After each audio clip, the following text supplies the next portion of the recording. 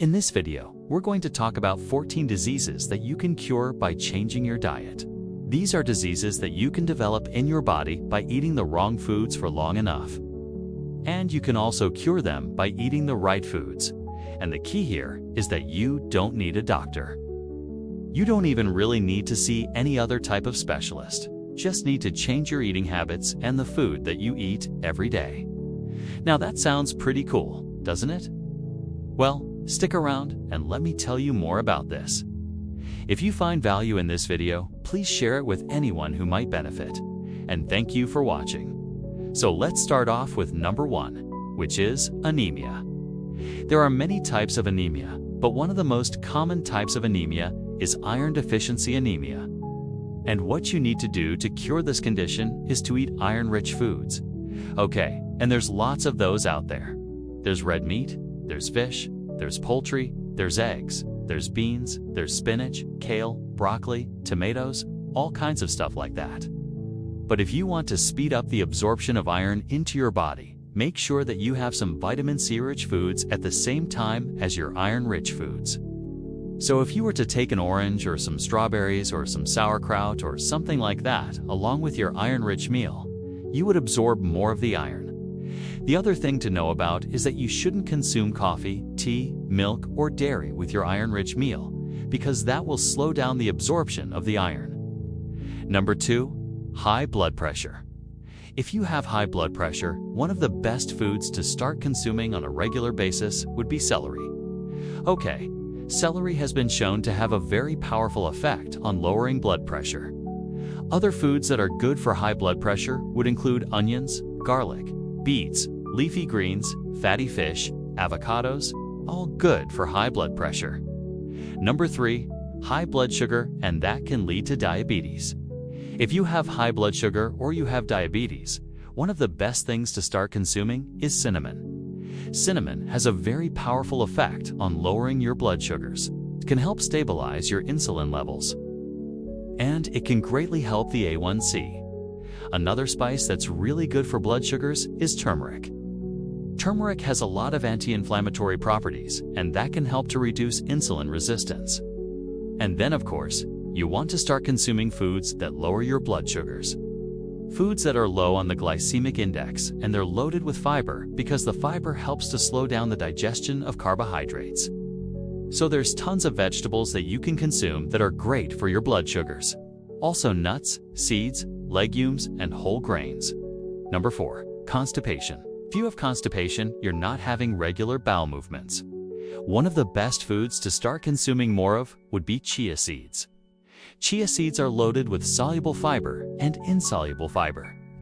The soluble fiber acts as a prebiotic for your probiotics. It feeds your friendly bacteria. It helps to increase the amount of water in your stool, and it makes things down under much easier to pass. Number 5, diarrhea. If you have diarrhea, you need to do the exact opposite of what we just talked about for constipation, because chia seeds will actually make diarrhea worse. Okay, so what you need for diarrhea is insoluble fiber, not soluble fiber. So foods that are high in insoluble fiber are like nuts and seeds. Like chia seeds have both types of fiber, but like almonds, for example, are very high in insoluble fiber. Whole grains are high in insoluble fiber. But if you have diarrhea, you want to avoid soluble fiber. And when you're constipated, you want to avoid insoluble fiber and go for the soluble fiber. Make sense? Number 6, diverticulitis. If you have diverticulitis, you have inflammation of the colon, okay? And so what you need to do is start consuming more fiber. Okay, the interesting thing about diverticulitis is that you usually get it when you're not consuming enough fiber. In fact, if you look at autopsies of people that have died, they usually have diverticulosis. Most people have some degree of diverticulosis where they have these little pockets in their colon. But only a small percentage of the population actually have symptoms, because the key thing is to prevent inflammation. And the way that you do that is with enough fiber to keep things moving through your colon. You don't want things stagnating in your large intestine in your colon, because that can set up the perfect environment for the unfriendly bacteria to start growing and multiplying. And then, before you know it, you have bloating, abdominal pain, nausea, diarrhea, constipation, fever, chills, and all sorts of other symptoms related to your digestive system. So, fiber is key. And you get that from fruits, vegetables, nuts, seeds, legumes, and whole grains. Number 7. Irritable bowel syndrome, IBS. This is very similar to the last condition, diverticulitis. And so you need the same thing, more fiber. Fiber helps to calm down the contractions of your colon, and it helps to prevent cramping, and it helps to regulate your bowel movements. Also, magnesium can be really helpful for IBS. Number 8.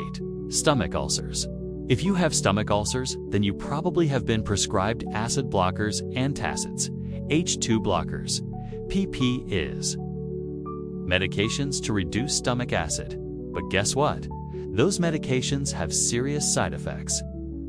They can create nutrient deficiencies, especially B12 and magnesium. And there's a good chance that you could end up with osteoporosis, bone loss, and fractures if you stay on these medications for too long. So what do you do instead? Well, one of the best herbs for stomach ulcers is slippery elm. Slippery elm has been used for centuries for stomach ulcers.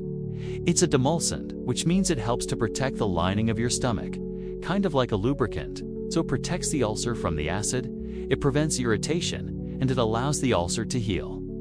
Now, slippery elm doesn't reduce your stomach acid. That's a myth.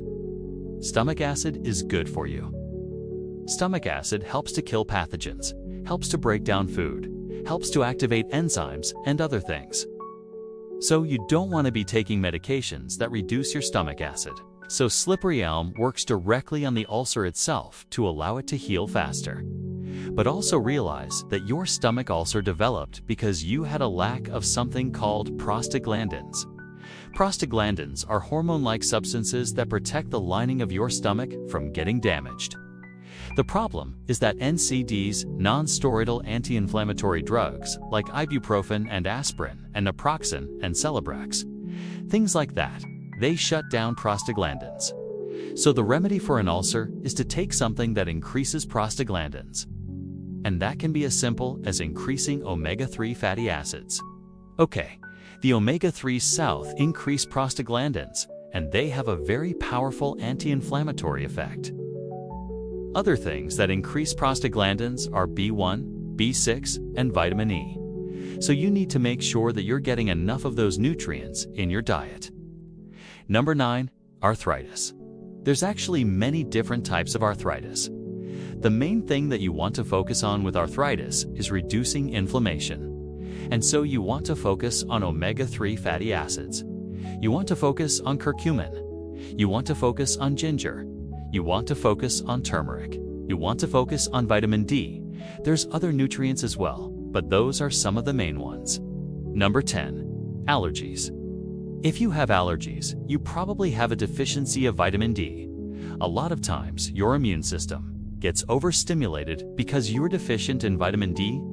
Vitamin D helps to dampen the immune system. It prevents the immune system from being overstimulated. So start taking vitamin D3. Also, you may want to consider doing an elimination diet to find out if you have a food allergy, maybe to dairy or gluten or soy or something else. Number 11. Asthma. Again, you're going to focus on vitamin D, okay? That's one of the main things. But you can also focus on zinc. Zinc is really good for respiratory viruses. It's really good for asthma. And it's very easy to get enough zinc in your diet. Just eat oysters or clams or crab meat or fish or beef or chicken or pork. Number 12. Urinary tract infections. UTIs. For this, you want to focus on drinking cranberry juice. Cranberry has been known to prevent bacteria from adhering to the lining of your urinary tract, so cranberry can prevent urinary tract infections. Also, you should make sure that you're consuming foods that are high in vitamin C, because vitamin C is also good for preventing urinary tract infections. Number 13. Yeast infections. For yeast infections, you're going to focus on consuming foods that are high in probiotics, okay? So that would be like fermented vegetables, like sauerkraut, kimchi, pickles, kefir, kombucha, miso, tempeh. All of those foods are loaded with probiotics. Probiotics are good bacteria. And so what happens when you consume an antibiotic? Whether it's a prescription antibiotic or an over-the-counter antibiotic, like in toothpaste or mouthwash, that kills off the microbes. It kills off the bacteria in your body, including the good bacteria. And when that happens, you start getting all sorts of problems because these microbes do a lot of different things to keep you healthy. Yeast infections are caused by a fungus called Candida. And when you take an antibiotic, you kill off the bacteria that keeps the Candida in check. And so now, the Candida starts growing out of control and you get a yeast infection. And number 14, brain fog. Brain fog is this feeling that you just have this mental sluggishness and you feel like you're not thinking clearly. And it could be caused by a lot of different things. It could be caused by a vitamin B1 deficiency. It could be caused by a vitamin D deficiency. It could be caused by a liver problem. Or it could be caused by a blood sugar problem. But either way, there's a lot of different things that can cause brain fog. But some of the most common causes are vitamin B1 and vitamin D. Now that said, if you'd like to learn about additional remedies for these conditions, just click on the link in the description below and you can get this entire guide. These 56 pages, 100 natural remedies to help you heal from disease and injury. It's a fantastic resource. It's filled with a lot of great information. Check it out, and I will see you on the next video.